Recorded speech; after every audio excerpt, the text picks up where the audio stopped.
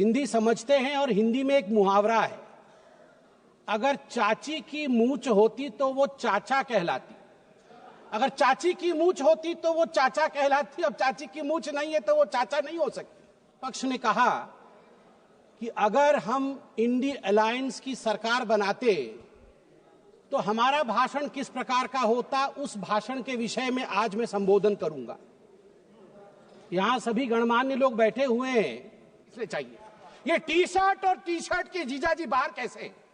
Muffler ने कहा है, अब आप बताइए अगर इंडिया अलायंस के अंदर ये आप इनके रिश्ते को चाइनीज नूडल्स, ये नूडल्स भी इतना कॉम्प्लिकेटेड नहीं है जितना इनके इंडिया अलायंस का रिश्ता कॉम्प्लिकेटेड है। ऐसे में ये सपना देख रहे हैं कि कभी इनकी सरकार बनेगी तो वो भाषण करेंगे, तो ये इंडिया अलायंस की सरकार बनेगी और फिर वो भाषण लिखेंगे और वो भाषण हमें सुनाएंगे, यह मौका कभी आने वाला नहीं है। और वैसे सभापति महोदय, ये कोई बोल रहा है चाची 420, वैसे ये शब्द प्रयोग करना शायद प्रतिबंधित होगा, मगर नहीं हुई। आप देखिए, नाम लेना मना है, इसलिए बिना नाम लिए ही मैं बता देता हूं। टी शर्ट और मफलर के बीच लड़ाई चल रही है। टी शर्ट भी इंडिया अलायंस में है और मफलर भी इंडिया अलायंस में है, और टी शर्ट प्रतिबंधित होगा। मगर सबसे महत्वपूर्ण विषय है कि ये इंडिया अलायंस क्या है। अभी दिल्ली के चुनाव चल रहे हैं, कल दिल्ली का चुनाव है। अब इंडिया अलायंस को लेकर किस प्रकार की भ्रामक स्थिति बनी हुई है आप देखिए। की बात की थी, माने मफलर ने, उन्होंने एक नई तरीके की राजनीति की बात की थी। खंबे पर चढ़ गए थे स्वेटर पहनकर, छोटी सी गाड़ी में आया था।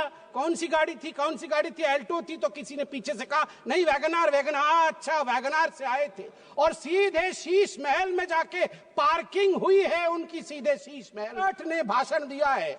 पटपड़गंज में मैं भाषण को पढ़ के सुना रहा हूं। टी शर्ट ने कहा है, टी शर्ट हाँ उसी पे है जी, दिल्ली भी भारत में आता है। टी शर्ट ने कहा है उन्होंने एक नई तरीके की राजनीति की बात की थी। शराब घोटाला किया है, ऐसा नेता प्रतिपक्ष ने आम आदमी पार्टी के लिए भरे सभा में कहा है। और मफलर भी पीछे नहीं हटे, मफलर ने भी अटैक किया है।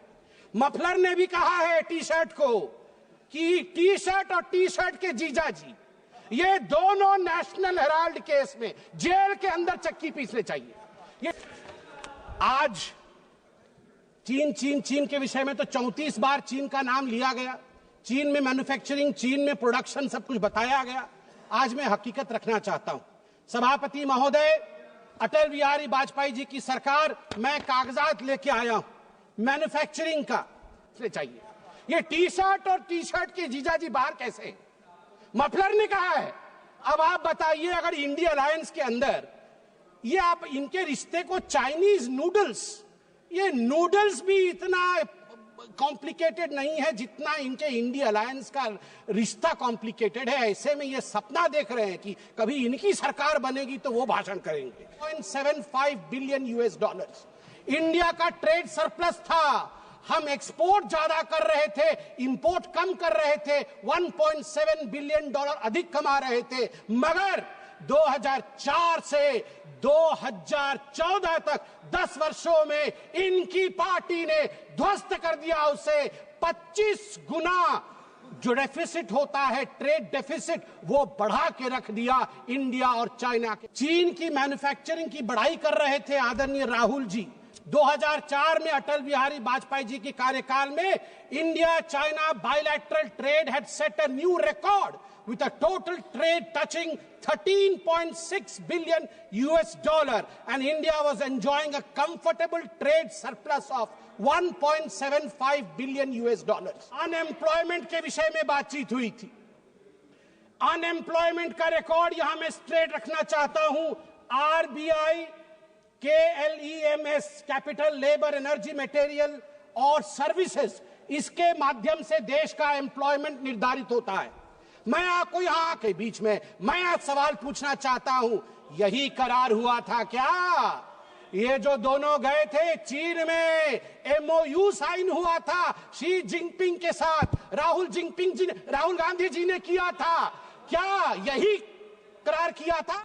तो ये इंडिया अलायंस की सरकार बनेगी और फिर वो भाषण लिखेंगे और वो भाषण हमें सुनाएंगे, यह मौका कभी आने वाला नहीं है।